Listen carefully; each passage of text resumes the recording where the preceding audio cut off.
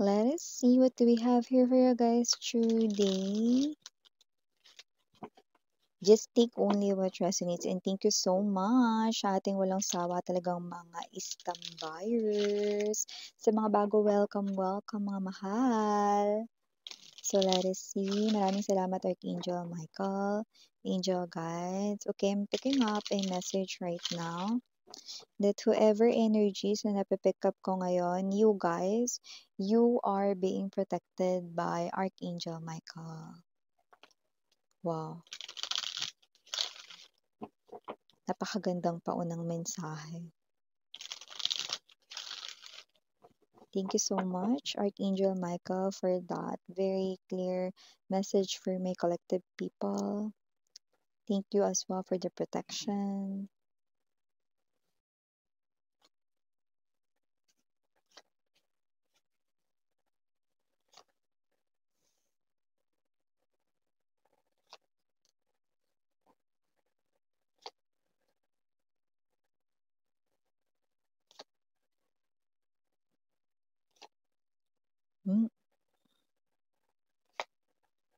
Okay.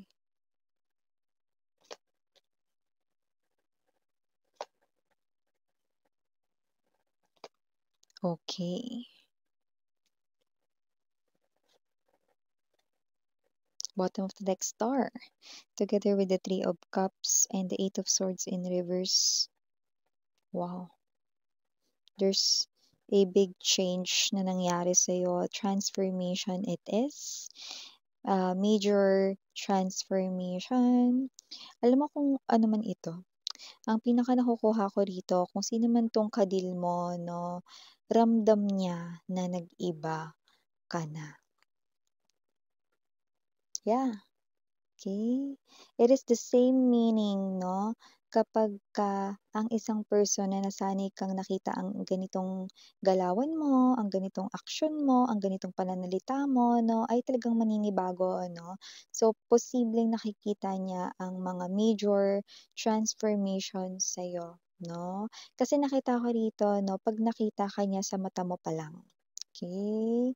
The way you look at him or her, no, is different, no, from how you used to look at him or her before or way back then. So, whoever this energy is, sa mga tingin mo pa lang, okay, sa'yo rito, no, na presence pa lang, ramdam niya ng nag-iba ka na. Yun, no, medyo dramatic yung flow, ah.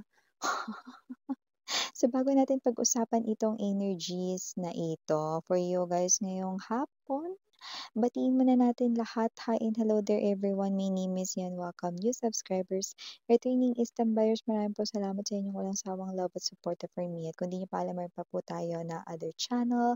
Link na dyan sa description box ng reading na ito. Kaya kung interesado, ay click lamang yung link dyan para mapunta kayo doon at araw-araw nag-upload tayo ng collective readings for all signs there. And yes, lahat tayong gender dito sa babae, lalaki, LGBT, lahat ay welcome. Pwede rin pong switch yung mga rules dahil possible talaga magkapalit-palit po yan kasi general reading ito.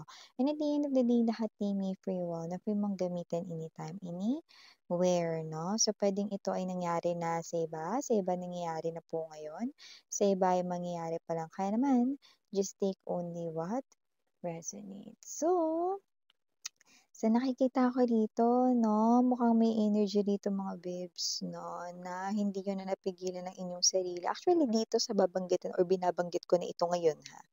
Okay?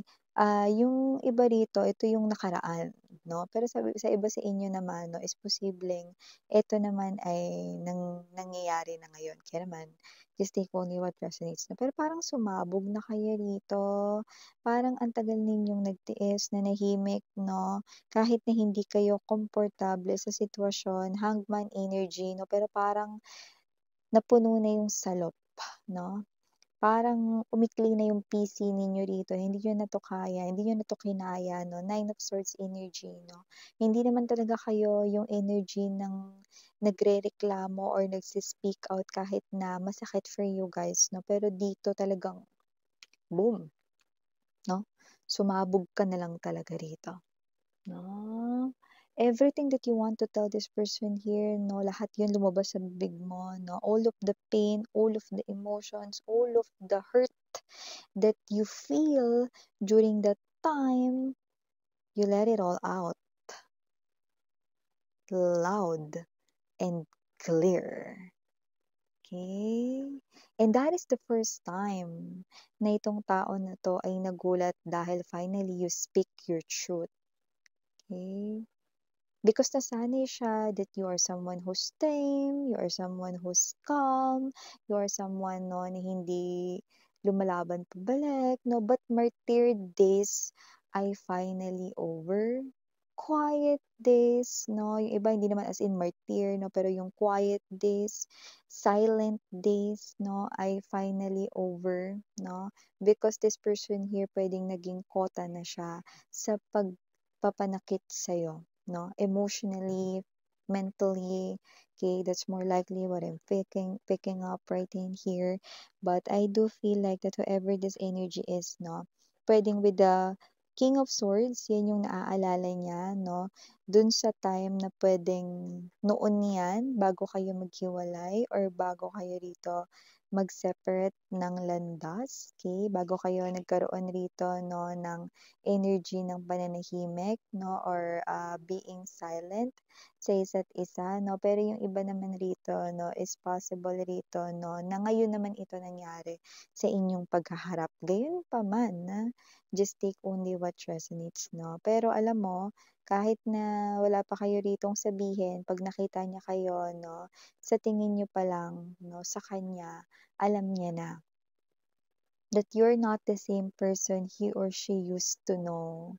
It's like you're wearing that same face, you're wearing that same body, but it's no longer you.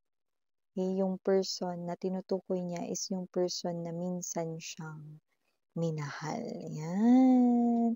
Because you've got a lot of realizations. Tiniis mo naman yung kaya mong tiisin hanggat kaya mong tiisin. Diba? So, tao ka rin, napapagod ka rin, no? Talagang dumating ka rin dun sa point na you are already, no, sa edge ng pasensya mo, no? That's why, sumabog ka na. Hmm. Hindi lang ako nagsasalita, pero nasasaktan rin ako, sumusobra ka na. Yan, no?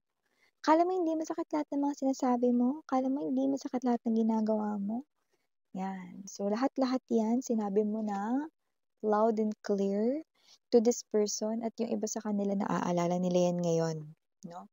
Bakit ka nila naaalala ngayon, no? Aside from the reason na kasi Mercury retrograde ngayon, no? It is because this person here, no, wants to see you again. That is why. Others of them, okay, hindi ito as in naiisip lang nila yung reaction mo na ito dati, no? Maaring ito yung energy, no, na makikita ka nila somewhere. Okay? So just take only what resonates, no? And I do pick up that the moment, no, na magkikita kayo at magkakaharap kayo, pag nakita ka niya at tumingin siya sa mga mata mo, ibang tao ka na. Ramdam niya, feel niya yun, nabavibe niya yun, no?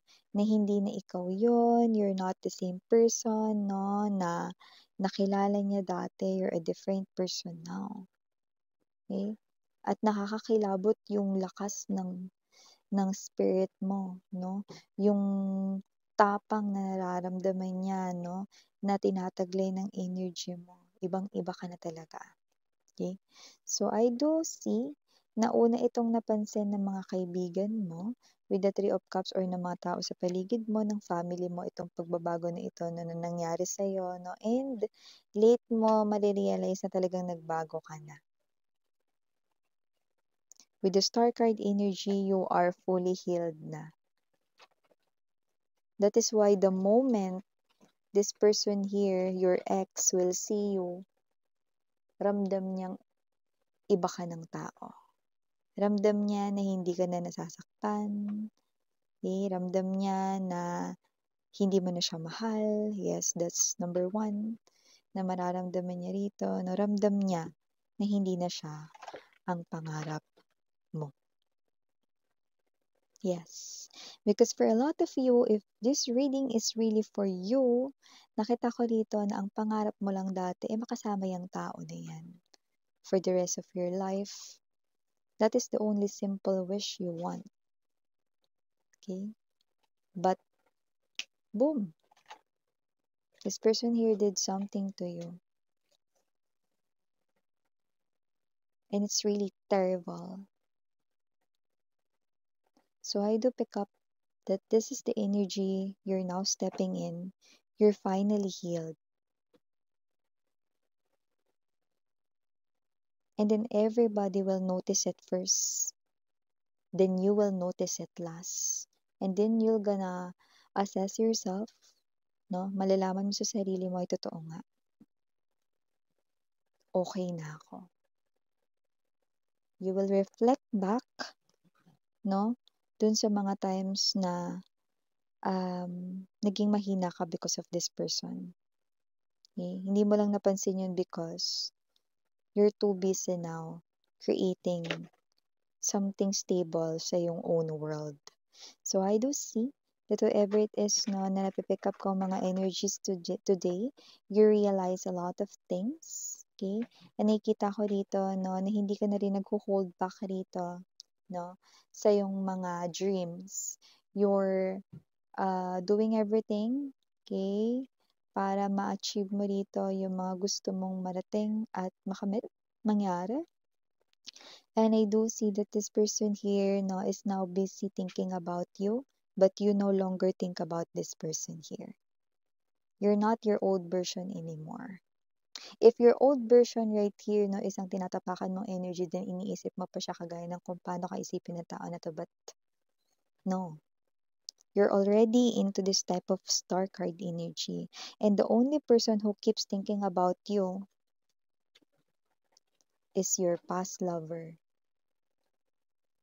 who abandoned you. Yeah, I just heard took for granted. Who took you for granted for sure. Now this person here feel niya left out, left behind. Okay? By you. So, kasi naman tong energy na to nakikita ko dito, no, na pag nakita ka niya, parang siya pa tong aatras. Kasi yung presence mo, parang iba ka na talaga. So, ramdam niya rito, no, na wala na siya ritong hope, no, or wala na siya ritong pwedeng mailabas na faith, okay, para magtiwala na pwede pang maging kayo ulit. Because this person here also knew that with the Six of Swords energy, naka-move on ka na. Okay? And that is the pinaka nakakatakot na realization niya rito. Tignan mo 'to. Isipin mo 'no, nagso-snow sa paligid 'no, ta's yung suot mong damit ganyan lang.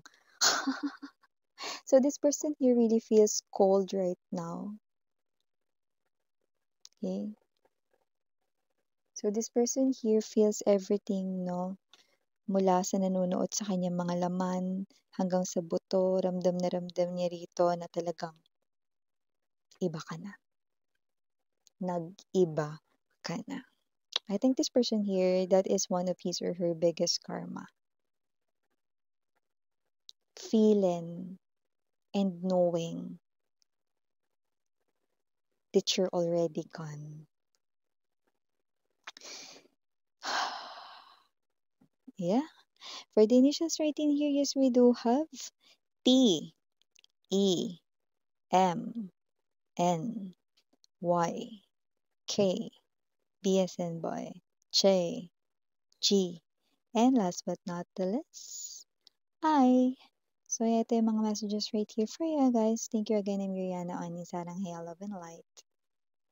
안녕.